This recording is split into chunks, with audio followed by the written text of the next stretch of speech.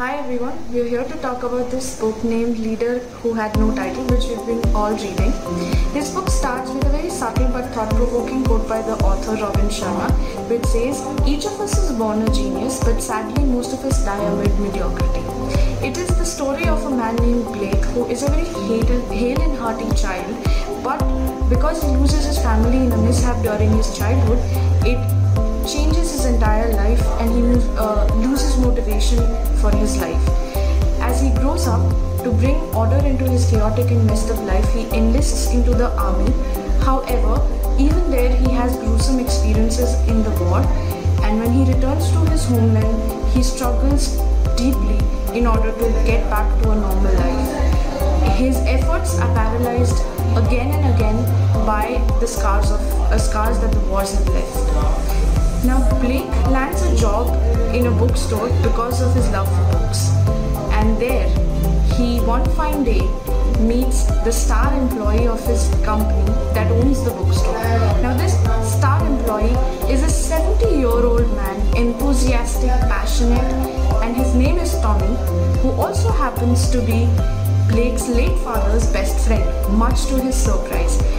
Now HK, how do you think about this entire encounter that Blake and Tommy have for the first time in their lives? I bet you think it changes their life forever. I think Tommy shares his pearls of wisdom that changes Blake's life forever. Tommy believes that our world is going through profound changes, and if we are to survive and flourish in these extraordinary times, we need to develop the leader within us and encourage everyone around us to do the same thing. Starting from a janitor to the CEO in the company, all must take the responsibility of the success and not hide behind the excuse that we are not at the driver of changes and success.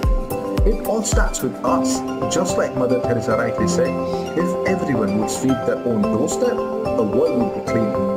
Unlike in a restaurant or a hotel, in life we need to first pay the price for the good stuff we receive.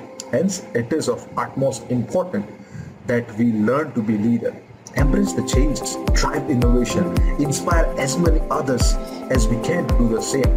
Once we understand that being a leader has nothing to do with having a title, and the less we care about such things, the more we are off it. It's all about striving to be the best version of us and doing lots of SEW. Seriously exceptional work, success, money, recognition, fame, everything will be the byproduct of our effort. As rightly said, only the mediocre die always at their best. Real leaders are always improving and raising the bar, how superbly they can perform and how quickly they can move. Tommy goes on to introduce Blake to his life's philosophy, LWT, Lead Without a Title, and the 4 teachers who are all about this philosophy. The journey to lead without a title starts with leading ourselves first. If we cannot lead ourselves, we'll never be able to lead others around us. And this is the foundation of the self-leadership. All things we believed were so important, like title, net worth, social position, all turns out to be very unimportant at the end of our life. The CEO gets buried right next to the street cleaner. And on our last day, what truly matters is whether we are able to get to know our inner leader and whether we succeeded in making a difference in this world. That's pretty much the central purpose of our life once we strip away all the trivialities. MK, you talked about regrets and rewards. Why don't you tell us about that? Sure, SK. I would like to start with some famous lines said by Les Brown. I'm sure you might have heard about it. So it says like, imagine if you will be on your deathbed and standing around your bed, the ghosts of the ideas, the dreams, the abilities, the talents given to you by the life. And that you, for whatsoever reason, you never acted upon those ideas, you never pursued the dream, you never used those talents, you never saw your leadership, you never used your voice, you never wrote that book. And there they are standing around your bed looking at you with large angry eyes saying, "We came to you and only you could have given us life. Now we must die with you forever." So these are some of the famous lines which I can really relate to, the 10 human regrets which all the author talks about in this book. Basically, it tells you the consequences that we all might face if we fail to awaken the inner leader. But it is also true that if one embraces the LWD philosophy, he is surely bound to reap rewards. Rewards like self-fulfillment, more confidence in life, better individual, and many more rewards. After talking about the rewards and the regrets of life, so Tommy takes Blake to meet his first teacher, Anna, a beautiful Argentinian and exceptionally perceptive woman who saw herself as Picasso of housekeeping and her work as an art form. She works in a 5-star hotel where she is treated like a queen by her employer due to her contribution to her workplace. So Anna talks about the fact that success doesn't just happen because someone's stars line up. Success both in business and personally is something that's consciously created. It's impossible to succeed based on the foundation of excuses. And the best way to pave your path to success is through leading without a title. She further explains in greater detail the elusive algorithm of leadership, which she names as IMAGE. So it stands for innovation, mastery, authenticity, guts, ethics. So IMAGE distills real leadership and guaranteed results are assured if you follow this code. Everyone can lead, and it all begins with us and choices we have the power to make. So Radhika, can you take us through the next philosophy which talks more about the tough times and importance of leadership?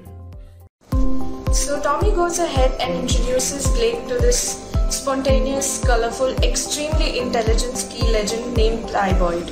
Now Ty's concept of LWD revolves around the phrase that turbulent times build great leaders. He says that you will not know how high you can climb unless you try, and that if you go to your limits will expand. Ty encourages Ty has introduced the algorithm named SPARK. SPARK stands for Speak with Candor, Prioritize, Adversity Breeds Opportunity, Respond versus React, and Kudos to everyone. As a leader, it is essential that one follows all these in order to take a step towards being a better leader. It is essential that you speak with candor. It is essential you know what is to be prioritized. It is essential as a leader to learn to turn adversities into an advantage where you can breed an opportunity and take yourself and your team or people around you to the best of their abilities. It is essential to understand that there are situations where we may not need to react but just respond, and sometimes even not that. And the most important thing as a leader is that you appreciate the people around you and the people you work with. It is of utmost importance that Ty's algorithm can be imbibed by each leader in order to make himself or herself better. And I think now it's time that Himanshu introduces us to Jackson, because I think that he is Himanshu's favorite. So over to Himanshu. The next teacher is Jackson, a smart former CEO of multi-billion-dollar technology outfit which employed only 5,000 people. He's a visionary gardener who teaches playing the philosophy: the deeper your relationship, the stronger your leadership. Like it was said by Theodore Roosevelt, the most important and the single ingredient in the formula of success is knowing how to get along with people. And what Harry Firestone mentioned, you get the best out of others when you give the best of yourself. Jackson believes that as you awaken your inner leader and then deliver more value to your stakeholder than anyone could possibly expect, the inevitable result has to be the people beating the path to your front door. Not only you will feel the deep sense of meaning that comes from doing good, but the profit flowing into your organization will blow your mind. Money follows contribution. The more value you create for your teammates, for your customer, the more your organization will see incredible financial success, and the more you will win in your own career. His algorithm is quite simple: human, helpfulness, understanding, mingling with people, amuse everyone, nurture everyone. If one helps his people grow, believes in them, cares for them, nurtures them, waters them, gives them the best he's got, is bound to get the result beyond imagination and expectation. To put into words, people are really the most important element to winning business. Okay, so now Tommy and Blake's journey take them to their last stop now to meet the fourth and the final teacher, Jet. Jet is a supremely talented, successful and a popular massage therapist. He and his service are the most sought after even by the rich, famous and affluent global populace. Jet's philosophy is about to be a great leader, first become a great person. He emphasizes that blood, sweat and tears are necessary to reach dreams, hopes, joys, and the most importantly, train strength that your inner leader to be able to lead others well. One needs to first work hard on themselves, develop self-awareness, awaken own dormant potentials, and our largest dreams, ambitions, and goals. In life, people always associate success with achievement of material things rather than their own growth as a human. That is when they run into trouble, when they focus on what they have rather than their own identity. So, who I am becoming is far more important than what I own. If your focus is on making money, it's off doing great work, the very thing that will make you more money.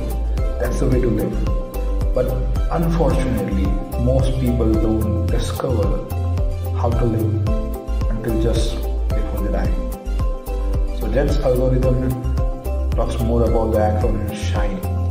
That means see clearly, health is wealth, inspiration matters, neglect not your family, elevate your lifestyle. So it's rightly said that greatness from the outside begins from within. The moral of the story was that at the end, all the things we spend the best days of our lives chasing daily don't matter that much. All that we really need once our lives to get the end doesn't amount to much more than about 6 feet of soil. What truly counts then is what we leave behind.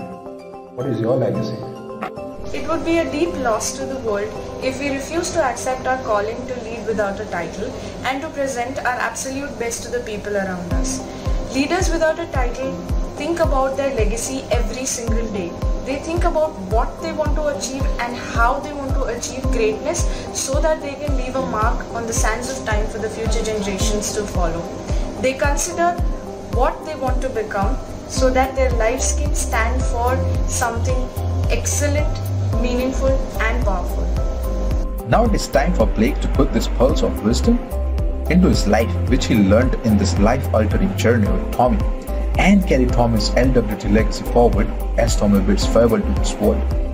The message author conveys in this book is one should lead life with principle of leading without title. At the end, in personal and professional life, the ultimate goal is to be content and to be happy.